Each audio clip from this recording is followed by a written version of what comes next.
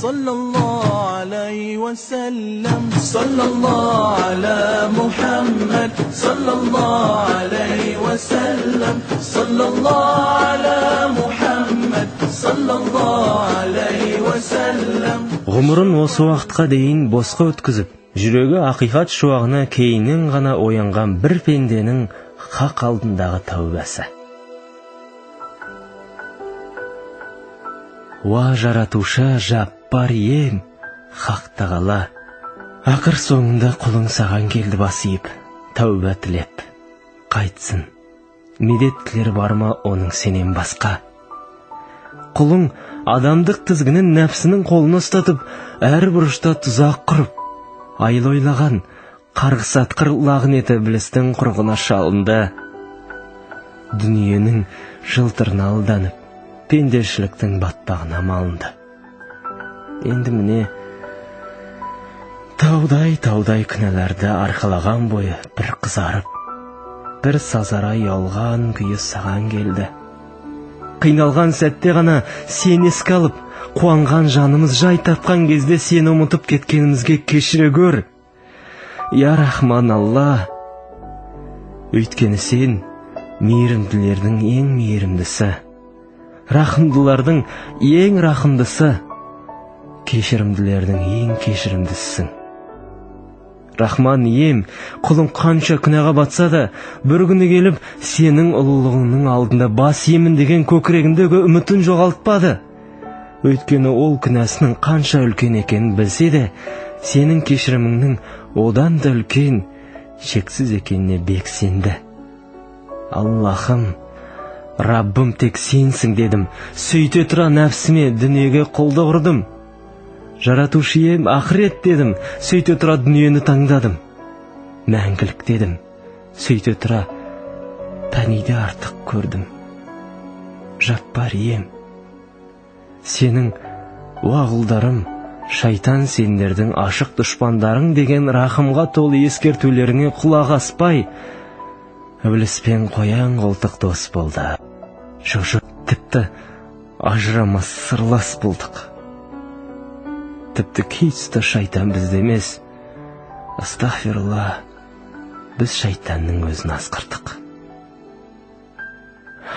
Раббам, мен сені басыма бір қиыншылық түскен сәтте, немесе ауру сырқауға ұшырап тығырыққа тірелген мезетте ғана іздедім.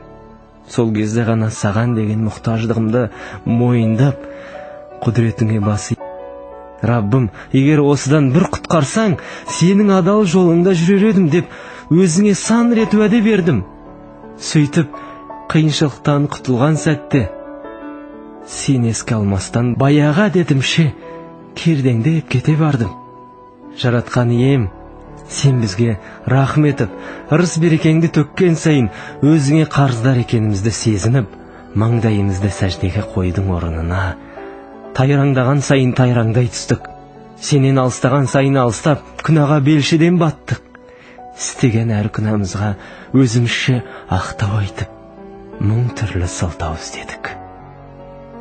Жүрегіміздің қарайып, күнәға етіміздің үйренгені соншалық, ауыр күнәлердің өзін елемейтін болдық. Күллі ғаламда мейіріміңмен тербеткен Рахман Раббым, сен не деген кешірімді, не деген мейірімдісің. Мен қанша күнә істеп, жүрегім қарайып, қараңғылыққа құлдиласам да, сен мені дереу жазалап, тас төбеме азабыңды жаудырмай, тәубе етуім үшін ғұмыр сыйлап, адам болуым үшін мұрсат бердің. Ей Аллахым, ертең сенің алдыңа барғанда, құлым мен үшін не істедің деген тосын сұрағыңа не деп жауап берем? Дүниедегі қай амалымды бір ғана сенің разылығың үшін істедім дей аламын? Қол құлқынның қамын күйттеген істерімді ме? Әлде сол бір құлқынның қамы үшін айналымдағыларға жасаған қолғайла ұрыс жанжалымды ма? Жоқ әлде мына 5 күндік дүние үшін құраған қилы-қилы жоспарларымды ма? Раббым, сенің алдыңда бір-бірлеп тұрып есепке тартылар махшар күні менің жағдайым не болмақ? Ол күні жан біткеннің жүрегі дүрсілдеп, ақ тер көк терге түсіп. Ана баладан, бала әкеден қашып, күйеуі әйелінен безіп, әркім тек өзінің қарабасының қамын жеп, қиналған сол күні менің жағдайым нешік. Сенің, ей құлым, менің саған берген болаттай жастық шағыңда, темірдей денсаулығыңда, көл көсірі уақытыңда, мал мүлкіңді қайда, кімнің жолында, не үшін жұмсадың деген сұрағыңа не деп жауап беремін?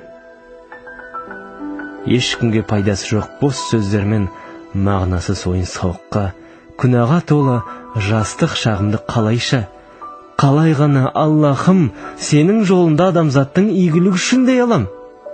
Түкке тұрмайтын бос нәрселер үшін өзгелермен бәсекелесіп, сырап өтуден асып артылмаған мал мүлкімді қалай ғана Раббым тек сенің жолында кедей кепшік жетім жесірдің қамы үшін деп сені де өзгені де алдай алам? Атақ абырой, мансап үшін атқарған қызметімді қалай ғана Аллахым тек сенің ризалығың мен халқымның жақсылығы үшін дей алам? Қызығын көретініме көзім нақты жетпесе де, пәни дүниенің қамы үшін жанымды алып салып күндіз-түні тер төктім. Сөйте тұра, сөзсіз келіп жететін өлім үшін, аузын ашып күтіп тұрған қараңғы қабір үшін, сұрағы ауыр есеп күн үшін, жалпы мәңгілік ғұмыр үшін, өзің тегін берген ағыл-тегіл 24 сағаттың ең болмаса 1-2 сағатында қимадым-ау. Ақыретте құлдың ең бірінші сұралатын нәрсесі намазы демекші. Осы уақытқа дейін ананы сылтауратып, мынаны сылтауратып, дүниені көлденең тартып, қаза еткен сансыз намаздарымның есебін қалай беріп, сұрағынан қалай құтыламын? Жаратушы Раббым, үмітсіз шайтан. Мен қанша күнәһар болсам да сенің шексіз кешірім мейіріміңнен үміткермін. Есеп күні құлым, сені де кештім деген рахымға толы ілтипатыңа ынтызармын. Өйткені сен рахымдылардың рахымдысы, бүкіл әлемдердің Раббысысың. Өйткені сен Құрандағы «Эй, көп күнә істеп, өздеріне жаманшылық жасауда шектен шыққан құлдарым, Аллахтың рахымнан үміттеріңді үзбеңдер. Аллах барлық күнәларды кешіреді, өйткені ол өте кешірімді және рахымды» деп үміт шашқан қасиетті сөздің иесісің.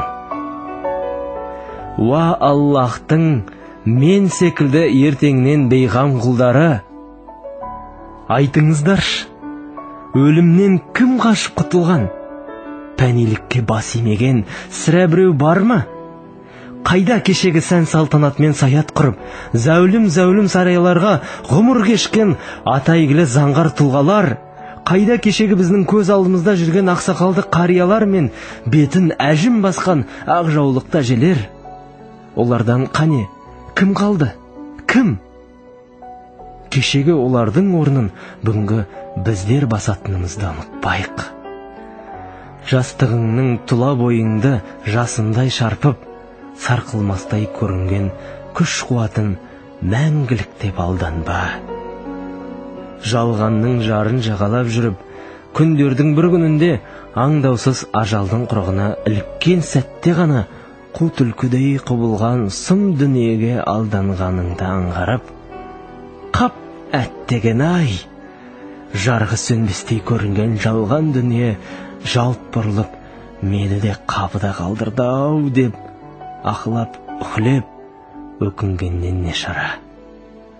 Аллахым, мен саған, сенің асыл дініңе бет бұрдым.